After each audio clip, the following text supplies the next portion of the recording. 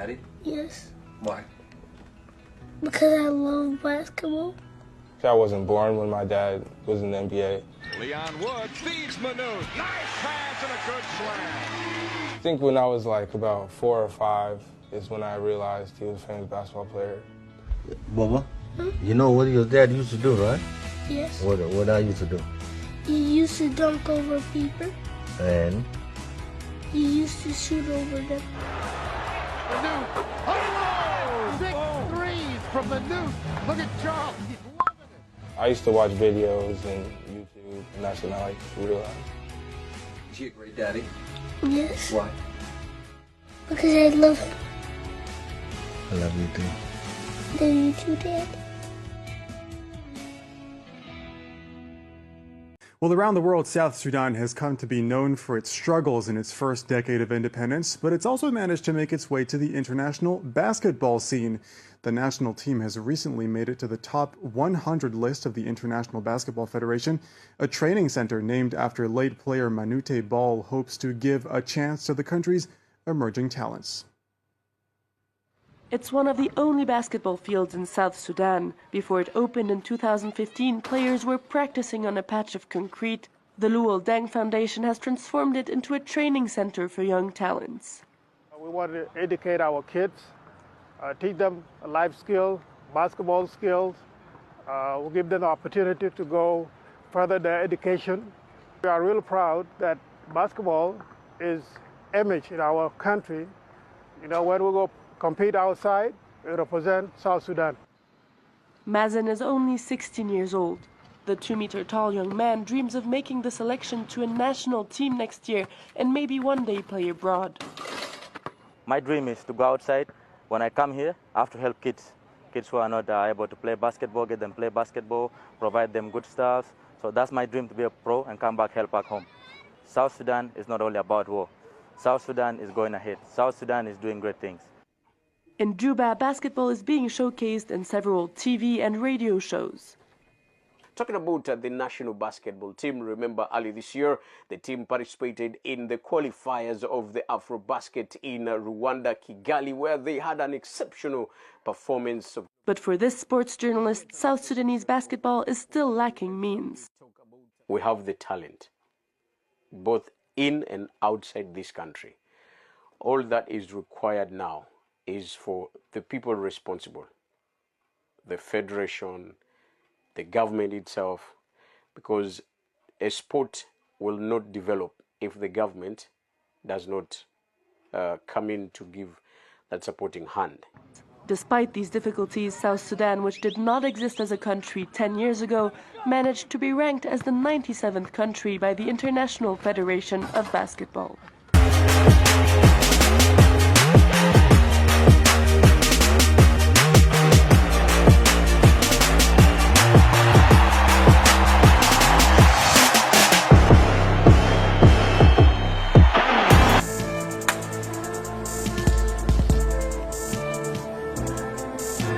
South Sudan. South Sudan. South Sudan will play in the group B. South Sudan is making their first appearance at the World Cup after a stunning African qualifiers campaign that saw the Bright Stars win 11 of their 12 games. The number? 1. Number 1.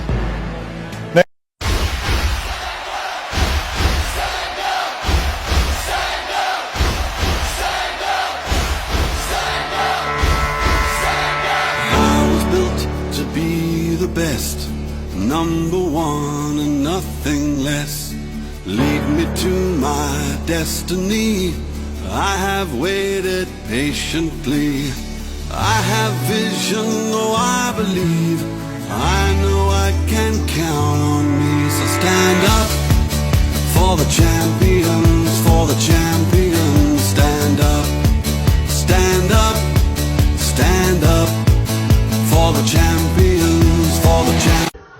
وهذا جنوب السودان أيضا برزت بالأضواء قبل أيام قليلة بمقارعة المنتخب الأمريكي لكرة السلة دريم تيم وخسرت بنقطة واحدة في الثانية الأخيرة من تلك المباراة. Are you just like your daddy? Yes. Why? Because I love basketball. I wasn't born when my dad was in the NBA. Leon Wood feeds Manute. Nice pass and a good slam. I think when I was like about 4 or 5 is when I realized he was a famous basketball player. Baba, you know what your dad used to do, right? Yes. What I used to do? You used to dunk over people. And? You used to shoot over them. Manute. Oh! 6 threes from Manute. Look at Charles. He's loving it. I used to watch videos and YouTube, and that's when I realized. Is he a great daddy? Yes. Why? Because I love him. I love you too. Love you too, Dad.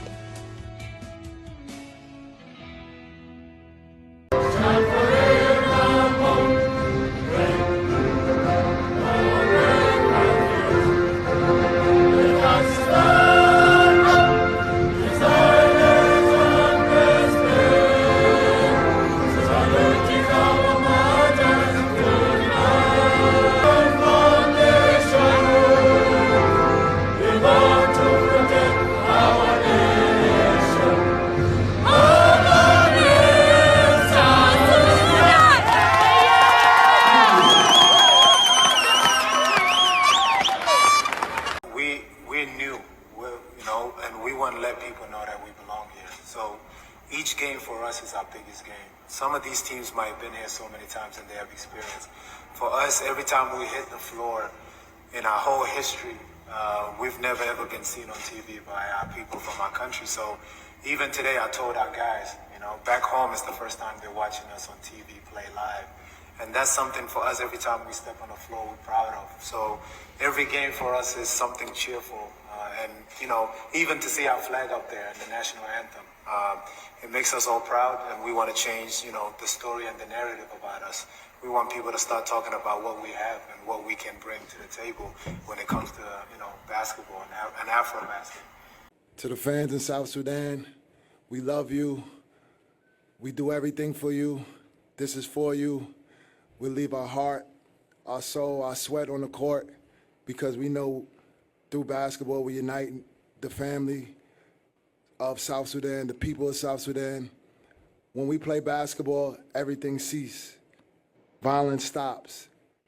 Their eyes are on us. They're watching us. So we continue to push it forward. We continue to win. We continue to compete at a high level. And I love being a coach of this group, man. There's nothing more rewarding to be up here with these guys because I know how hard they work and how much they want it.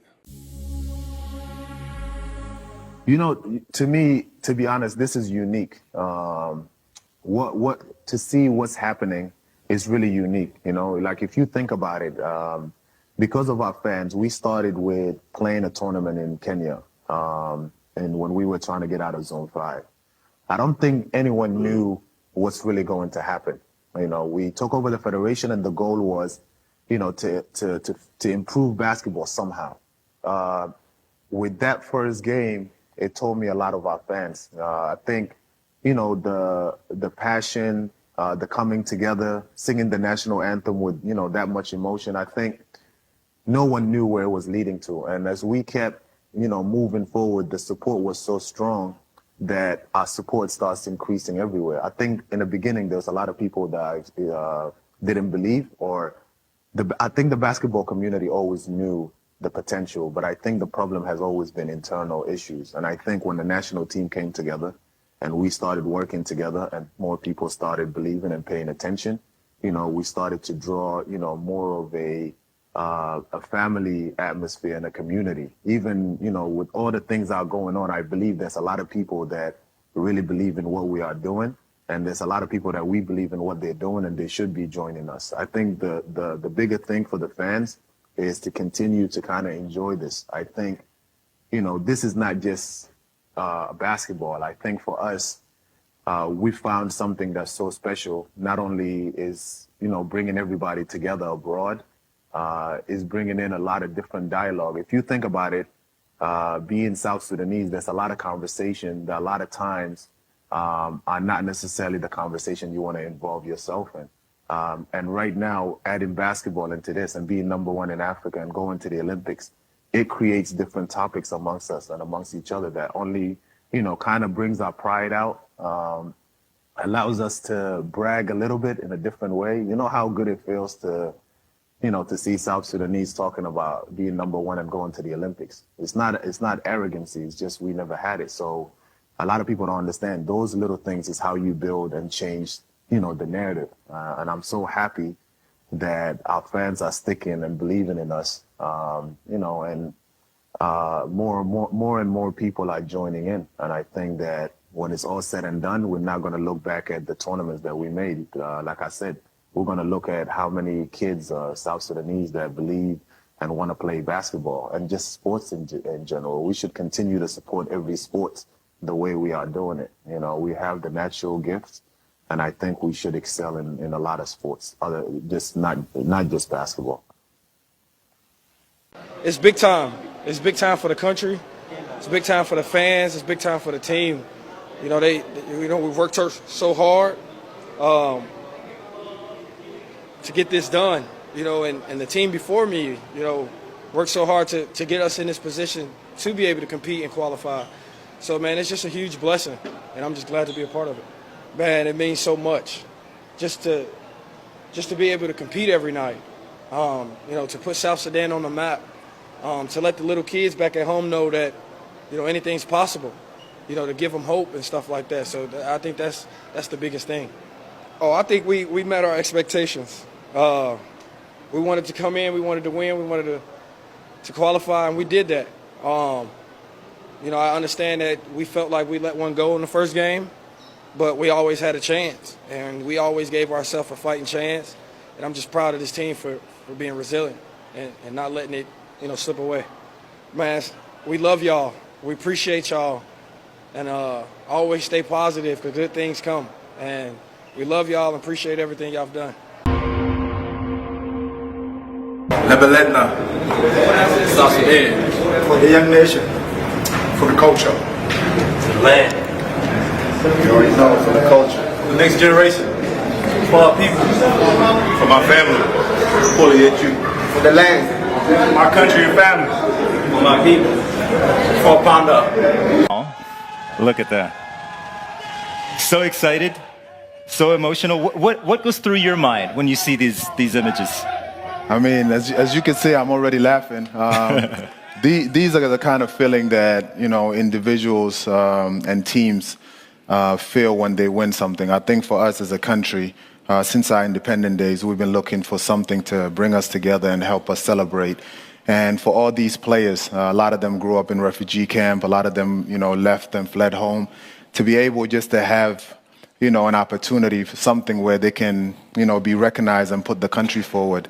And what is done for us, not just basketball-wise, but as a nation, is making us walk around, proud. And literally, we call each other the Giants of the Nile, and we finally, can, back that up with going to the World Cup and going to the Olympics.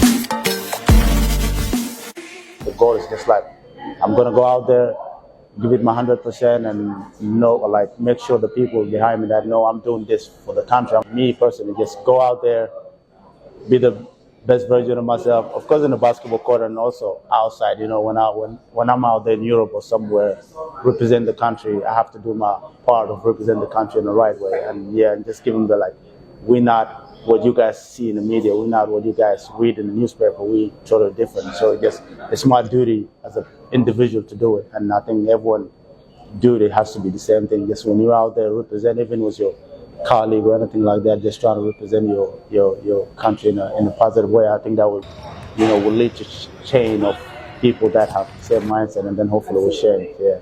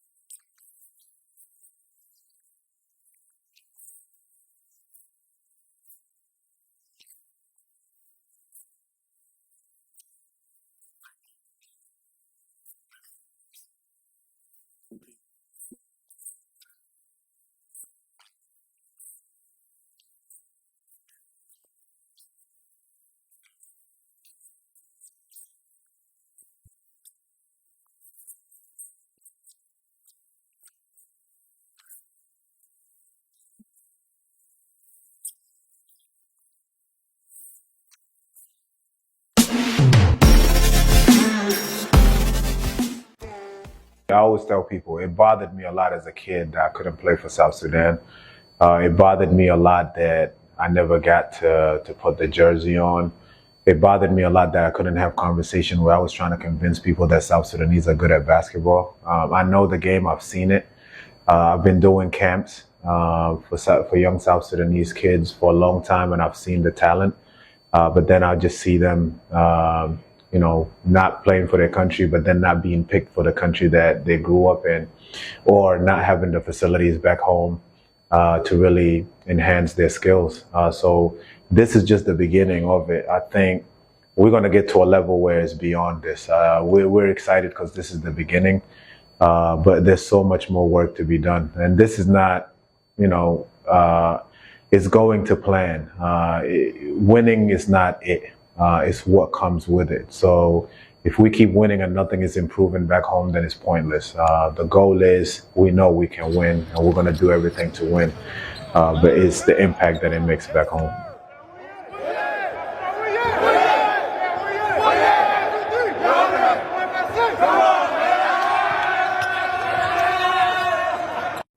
Hey, fellas, embrace this moment. We bring the fight to them.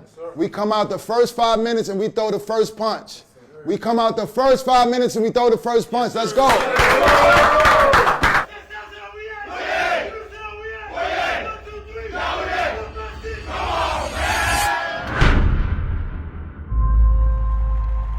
I never knew what basketball could do for a country. I was a part of this. Well, around the world, South Sudan has come to be known for its struggles in its first decade of independence, but it's also managed to make its way to the international basketball scene. African basketball is different. You definitely have to teach mental toughness and physicality. Teams were saying in the beginning that we weren't physical, we're not strong enough to keep up with the way basketball is played in Africa. People saying, oh, you guys play fast, you play fast. And I said, why not? World Cup. So much emotion. We don't have just one guy. If someone doesn't have a good night, best believe that it's 5 other guys that are capable of having, one of those type of nights. Don't get comfortable. Strive for greatness. Keep on competing. 20 more minutes, we close this thing out. And stay together. Stay the course. We're competing for the top spot to qualify for the World Cup. For people here, it's the first time ever that a team might go to the World Cup. They've seen their team beat Egypt, Congo, Tunisia. They've never seen it. In such a short period of time, we were able to go from 40-something to being the #1 team in Africa. Captured the hearts of the continent. Their emergence as a new force in African basketball has coincided with the leadership of ex-NBA star Luol Deng as the president of their federation. As a South Sudanese kid, I always try to look someone that was from my country trying to do the same thing. And that's where I saw Luol Deng. He was definitely one of the players that I looked up to a lot. Looked up his name, see he went to Duke, see he was on the British national team.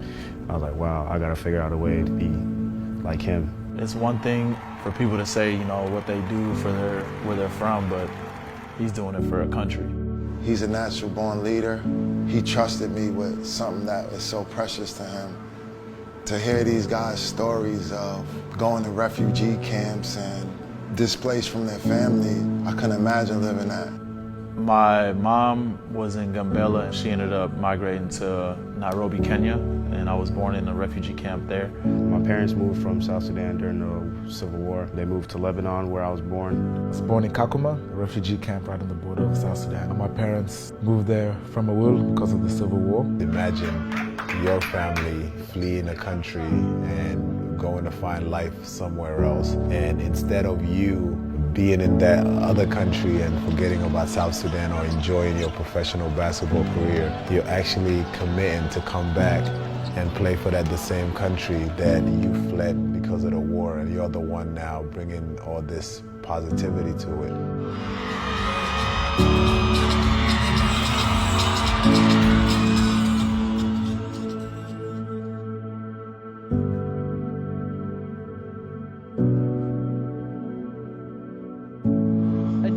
Is born, a symbol of sovereignty and identity flies for the first time. They celebrate their long-awaited independence, marked by 2 civil wars over 5 decades and countless lives lost.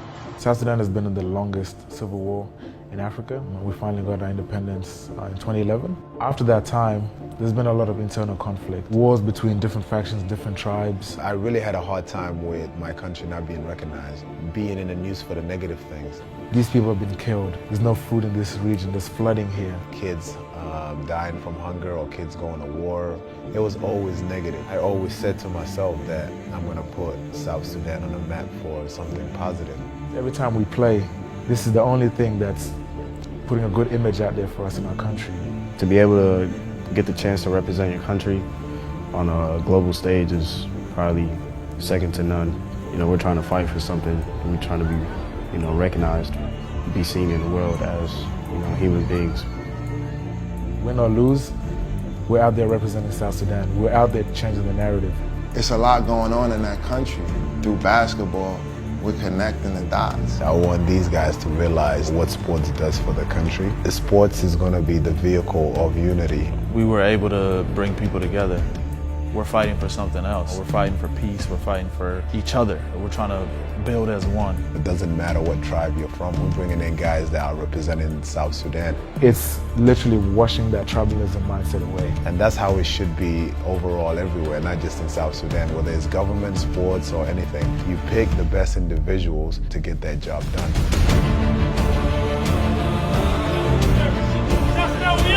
It just shows an example of why we should all work together. This is something deeper and more meaningful than just basketball. It's a way to build the nation up and bring the people together.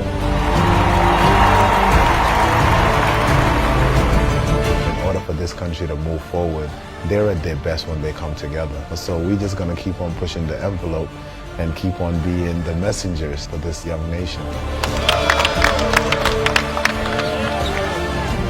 Unbelievable, folks. South Sudan, one tough team. Come on, man.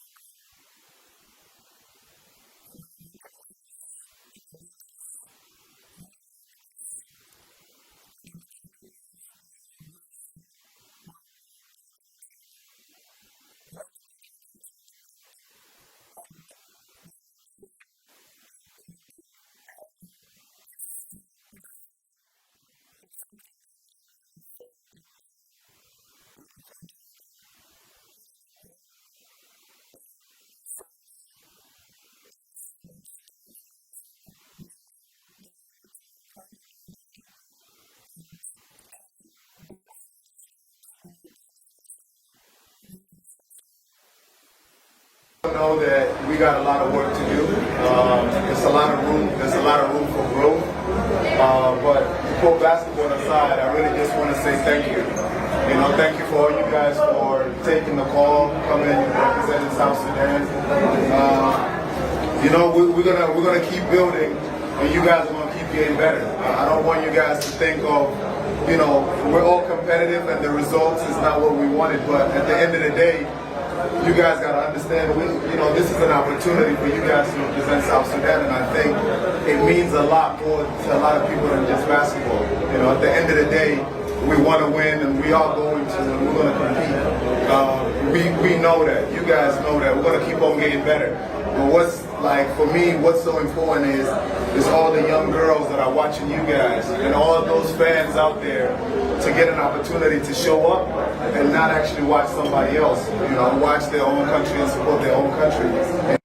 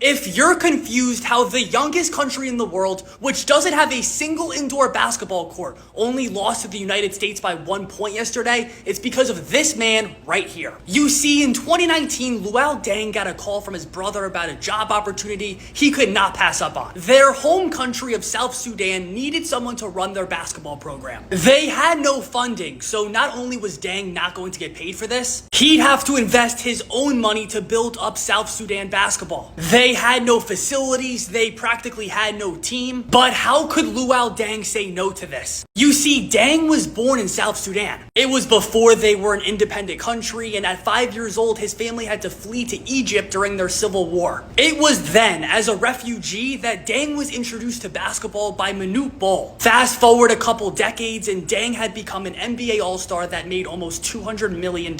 So he was the perfect person to become South Sudan's president of basketball. When Deng took over, he brought in his old high school teammate Royal Ivey, who's now an assistant coach on the Rockets, to be South Sudan's head coach. And he had to recruit players with ties to South Sudan, but had dual citizenship with countries with much better basketball programs, and convince them to play for South Sudan instead. Deng was able to get NBA veterans like Wenyen Gabriel, Carlick Jones. Deng's cousin plays for the team. And they have a 17-year-old exciting player, Kamen Maluak, who will be playing at Duke this year just like Luol Deng did. Now, it's only been 13 years since South Sudan has been an independent country, so it's impressive enough that they qualified for the 2024 Paris Olympics. But they're not satisfied just for making it. They think they could get a medal. In an exhibition yesterday against the United States, it took LeBron making a game winner to beat South Sudan. Deng is currently building an indoor facility in South Sudan, and he plans on building 9 more. Now, to stay updated on their journey at the Olympics, drop a follow.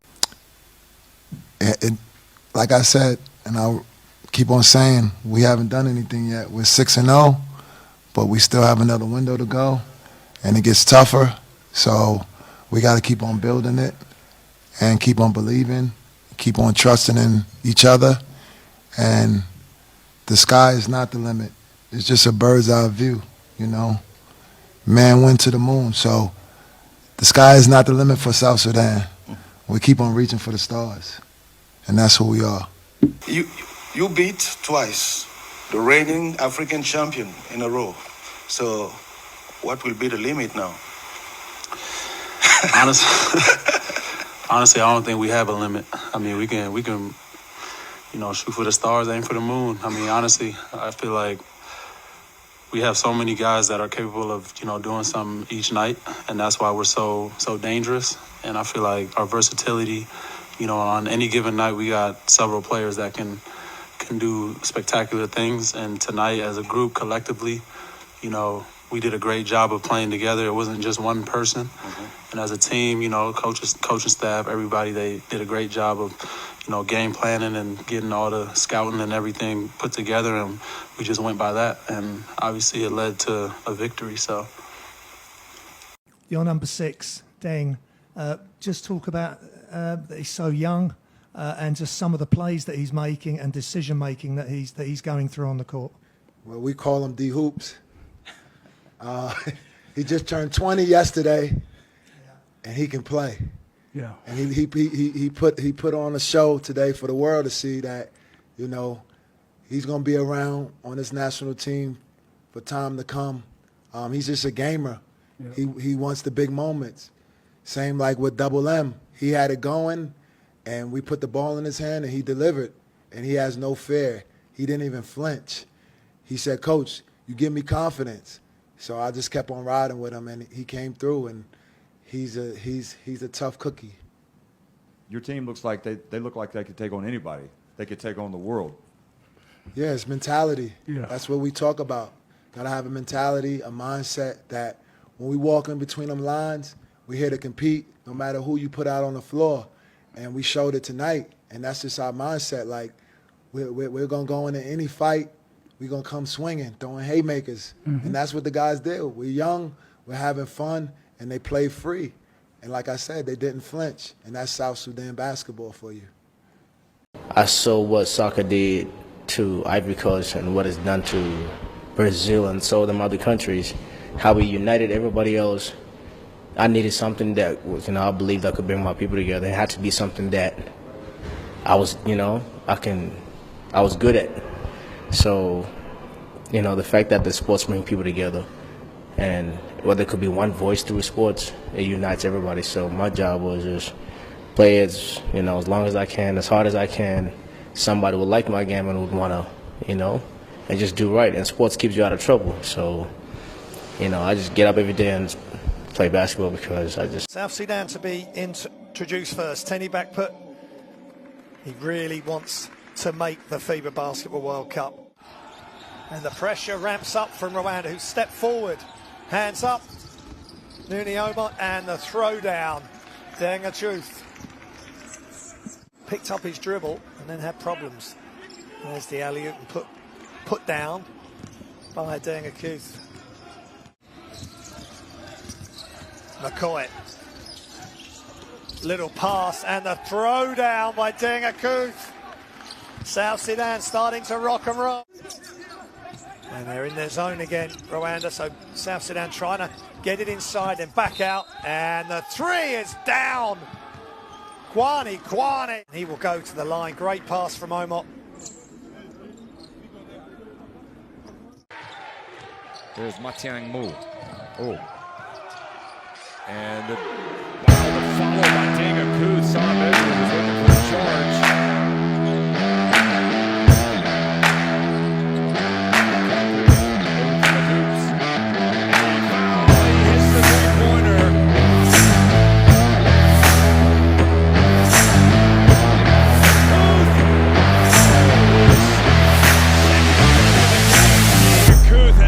To play today.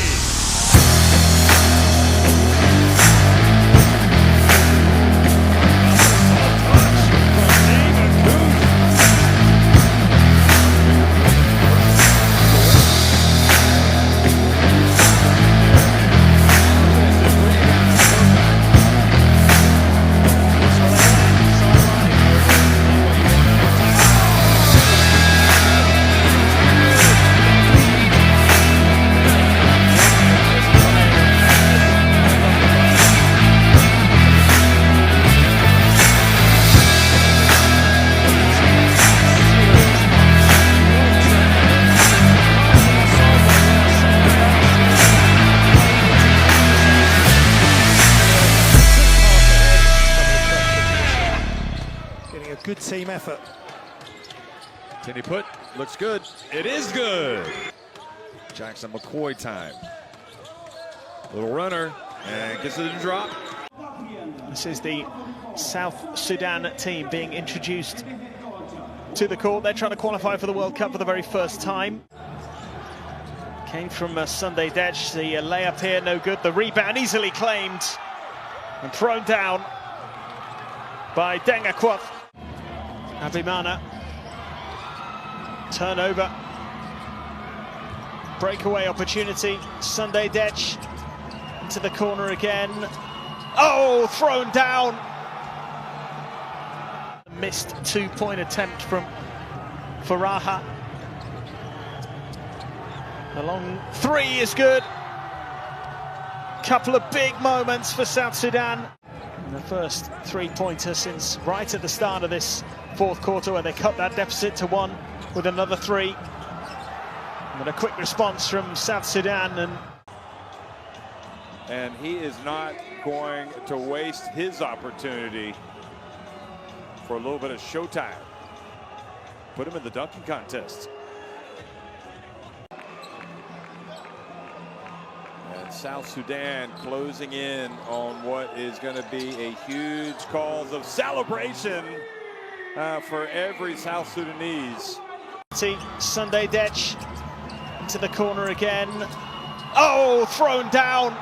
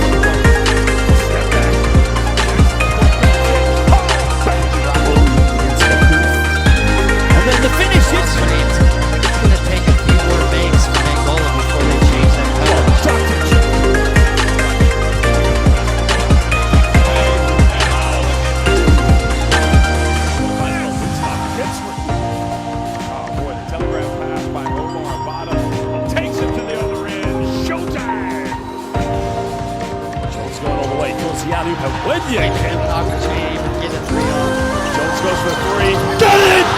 Big time shot! Dr. Jones delivering big time for South Sudan. Sunday Dech to the corner again. Oh, thrown down. Defense by Jones. We have a breakaway. Look out below, ladies and gentlemen. Look out. Good night. South Sudan.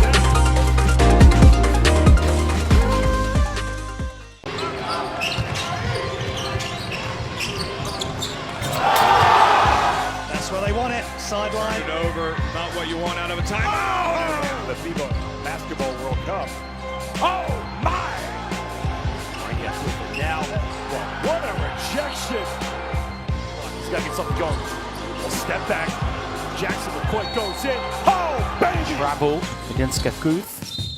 And then the finish is screens. I think it's going to take a few more makes from Angola before they change that coverage. Dr. Jones.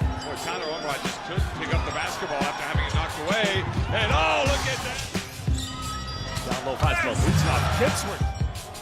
Oh boy, the telegraph pass by Omar Abada takes it to the other end. Showtime! Jones going all the way, throws the alley-oop, and when you get an opportunity to get a 3-off. Jones goes for 3. Got it! Big time shot! Dr. Jones delivering big time for South Sudan. Opportunity, Sunday Detch to the corner again. Oh, thrown down. With NBA and European, good defense by Jones. Now we have a breakaway. Well, look out below, ladies and gentlemen. Look out. Good night.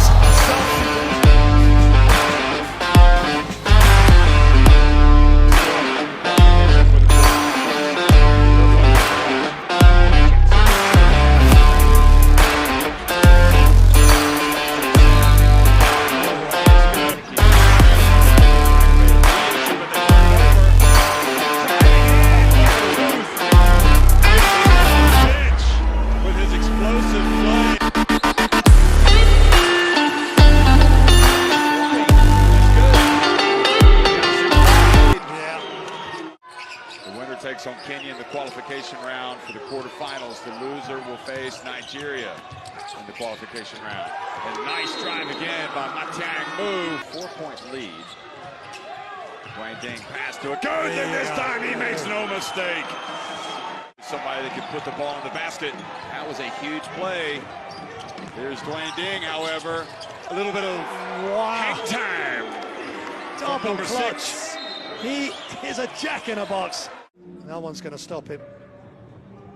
That's the move. That is it. That looks a little bit like MJ. But you talk about players that can do that sort of thing that are here. Yeah, look at that. The more you watch it in slow motion, it's even better. Dwayne Ding. Alley-oop. Oh! Taco whack! Good bounce pass, boy, that was beautiful. Here you go, Matang Mu. And Matang Mu gets in and scores. Jackson McCoy gets to the rim. He is lightning. Tough night continues for Colombia.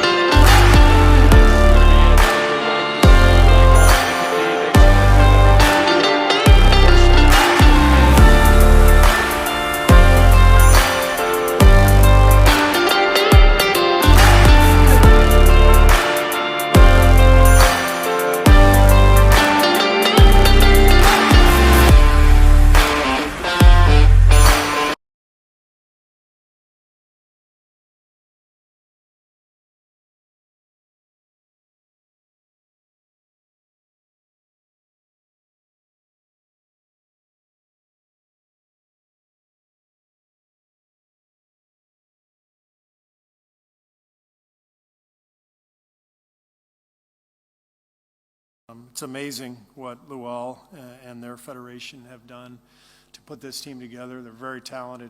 They shoot the ball beautifully.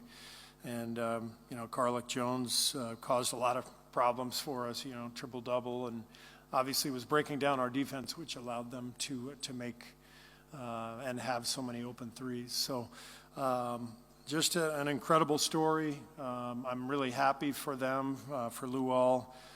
For Royale, they're wonderful guys, and they've they've put together a really good team in the face of unimaginable adversity. I think South Sudan, one, is very well coached. Obviously, Royal Ivy over there has, been around our game and been around the NBA for quite a long time. So he knows the game. Obviously, Luau Deng is over there as well, so he knows the game. So, to have that representation, to have that type of leadership over there, teaching them the right way, how to play the game, it definitely is good. I mean, it's great, actually. So, the game is worldwide, and it's not one place that, that you don't see the game being played, and, I think that's the beauty of it. The game of basketball brings together so many people.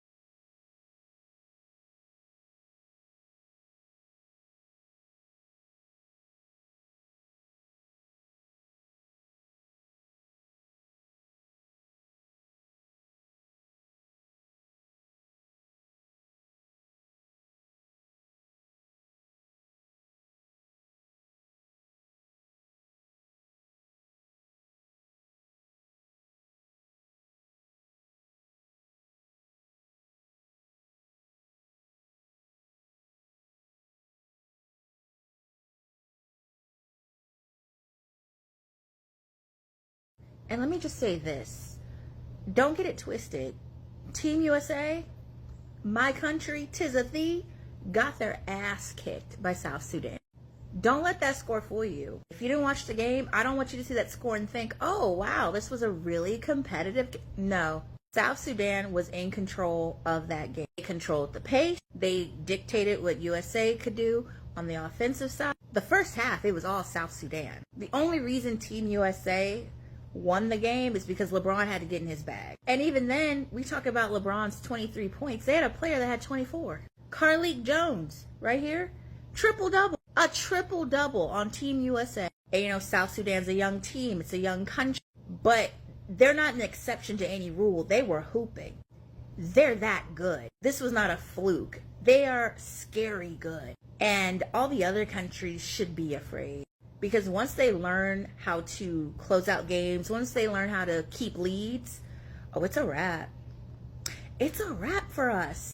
Hell, once LeBron retires, like if LeBron wasn't in this game, oh my God, can you imagine? So shout out to South Sudan, shout out to Luau Deng. They're legends. They're already icons. South Sudan is the only African team to qualify for the Olympics in men's basketball in this year's 2024 Olympics. And we have also qualified for the World Cup, both on our first attempt. Okay, we just got our independence 13 years ago. Okay, happy Independence Day to us again. Yay. So we are representing the entire continent of Africa, being the only African team to qualify. So I feel like it's bigger than basketball for us. It's more than a game for us. So I think that the way that they played showed. I know they saw the clips because Winyan posted it on his story yesterday. So I feel like that fired them up more. Oh, yeah. And he talked about like some of the analysts just not really doing the research. Like just because you're not aware of us does not mean that we can't hold our own. And if you wouldn't have looked crazy when it came to today, if you kind of did your research. Like, I was so grateful for the commentators. Yes, because, I was gonna say that. Because people don't know if you don't know South Sudanese people, you don't know South Sudanese people. But what the commentators did is their research. And while they're, narrating this game, they're able to say the story of these players. Yes. In the last episode, y'all were talking about how like we're a new nation, we didn't have infrastructure. We're starting from scratch. So in every industry that we're in and we operate in, it's kind of like we're starting from scratch, which is why even though we didn't win this game, I feel like it was such a win. It was such a win because of the exposure that it got us, you know, and this is just a step, you know, to see that we can be in that industry, we could take up space, and we can dominate the way that we did. So I loved how one of the commentators talked about how the team has been practicing like, pretty much all over East Africa. Rwanda. Yes, and just really showing nothing was handed to us. Right. Nothing was handed to this team. It's not like we just have a stationary basketball court where we can come and practice. We don't have the resources. Yes. We have the talent. Yes, and we have still the heart. And it's like there was no egos, it felt like. Like they had confidence, but they just worked so cohesively. Like they had so much chemistry. My biggest takeaway from this game is that the United States, Team USA, was 7 of 25 from three-point range. It's 25%. And missed 12 of their first 15 three-point attempts. Now, I don't know when the hell this team is going to get the message. I know they won 7 of the last 8 gold medals. I get it. But my issue with Team USA is that you got to be able to shoot the damn basketball. Got to shoot the basketball. If you miss threes and a team like South Sudan ends up making threes, I think they made 42% of their three-pointers, 14 to 33 on three-point attempts. I mean, my goodness, that can spell trouble for you. Now, I want to put this in this proper perspective because we ain't going to let Team USA off the hook. It's an exhibition game, and you could have underestimated the competition and all that other stuff. I get all of that. Let me just throw some nuggets of facts your way, Wendy. Not that you don't know it, but I'm going to remind our audience of this. And Harry, just in case you don't know, let me throw this out for you, all right? South Sudan, they qualified because they beat 11-time African champion Angola in last year's World Cup to qualify for these Olympics, becoming the lowest-ranked team to do so since 2004. South Sudan, playing in its first Olympics, just gained independence from Sudan in 2011. Let's throw that out there, okay? Did you know this fact? Did you know this fact? There are no indoor courts. I knew there are no indoor basketball courts in South Sudan. Wow. Okay? So I'm looking at stuff like that. I'm looking at stuff like this. Major props to them coming out and fighting the way that they fought and what have you. But in the same breath, remember, when we defer to anything in life as the gold standard, what we're saying is that's what it's supposed to be, not just in terms of results, but your level of focus. You see, when you have a team like the original Dream Team in Barcelona, you go with there, right? Obviously, you got NBA players playing in Olympic competition for the first time at that moment in time. They go over there to send a message. We're the best in the world. Yeah. We're here to annihilate competition and to show you what the standard is. I'm not saying in today's day that you can do that against just anybody with all the European players that have blessed the NBA. We get that part. But if you just gained independence a decade ago, it's unbelievable. If you don't have indoor basketball courts at your disposal, the resources, you understand? Training, the resources are significantly less. You ain't supposed to be, and by the way, and you're a 43-point favorite. You ain't supposed to be winning by 1 point. So they can walk away talking about this is good for us, this is good for us. I hope so. I hope so. But that ain't what I took from it. What I took from it was, what the hell is up? You're bringing up. Yes, sir. I'm looking good. Y'all gonna take a picture in here? Y'all. Jonas. Happy birthday, my dog. Hey. Shadur. Shajonas. Juko. Juko. Come on, man. Iowa Majungduro. Multiple teams making their Olympic debut, and yet, of course, they're in the same group as USA's NBA stars, America, LeBron James, and the rest of those Dream Team members. And so we move from South Sudan to Sri Lanka there. I mean, I put in a lot of work, and the main thing is staying ready. We saw Marcus go down, and we all got to step up. And, you know, they wasn't expecting us to win here, so everyone got a chip on their shoulder. But it's just all about staying ready and playing on brand of basketball. You're really emotional right now, aren't you? Yeah, I mean, it means a lot. It's not easy to get here, you know. We got one more to go, though. One more to go. What about that moment from Jack McVeigh? Is that the best basketballing moment you've been a part of? I mean, he's a big-time player. It's not the first time he did it. He did it in Kansas, and we all rely on him. We expect him to do that, you know. He put in a lot of work. So I'm not surprised by that. And what about you? you personally, the injury, the serious injury that you had, there were doubts whether you'd even be playing at this point in the season. How proud are you of yourself to get back here? I mean, I'm super proud of that. Yes, sir. Yes, sir. Hey, I'm the forgotten one. I don't care. I'm the forgotten one. I just got to stay ready and do my thing. I tell you what, as I swallow your sweat coming off your hard-working face, you are not the forgotten one. Scott Roth, how proud are you of this man right now? He's battled and continues to battle. We used him at the right time. He was waiting, being patient, and he just stepped up. Love it. How emotional are you right now, Scott Roth? Emotional. All these fans here, again, before this ball went up in this series, we won. And this proves it right here, just what we've done to the island down there. I love the effort of our guys. We haven't done anything yet. We'll go back to our process and get back after it, and we'll give them our best effort on Thursday. Hey, you know what? This is an away venue, but they're the loudest. That shows a lot, and that's why we play. I wanted to ask you that. These fans travelled for you. Can you wrap it up in full with the full force of the fans? Yeah, just, it's hard to get tickets in Tasmania, but they travel, they're here in force, and every year we come back, it seems a little bit more. So, yeah, we did everything, obviously, for the island, to defend the island, and we love it. Emotional. Love to see the raw emotions. Thanks for your time, guys. Congratulations. What a moment. Majok Deng with an incredible cameo, and Jack McVeigh. Han hecho Bolma Jack.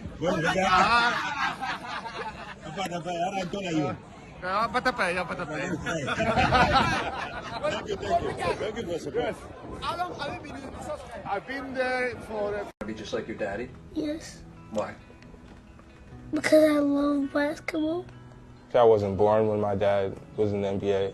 Leon Wood feeds Manu. Nice pass and a good slam. I think when I was like about 4 or 5 is when I realized he was a famous basketball player. Mama, you know what your dad used to do, right? Yes. What I used to do? You used to dunk over people. And? You used to shoot over them. The new. Oh, 6 threes from the new. Look at Charles. He's loving it. I used to watch videos and YouTube, and that's when I like realized. Is he a great daddy? Yes. Why? Because I love him. I love you too. I love you too, Dad. Well, around the world, South Sudan has come to be known for its struggles in its first decade of independence, but it's also managed to make its way to the international basketball scene.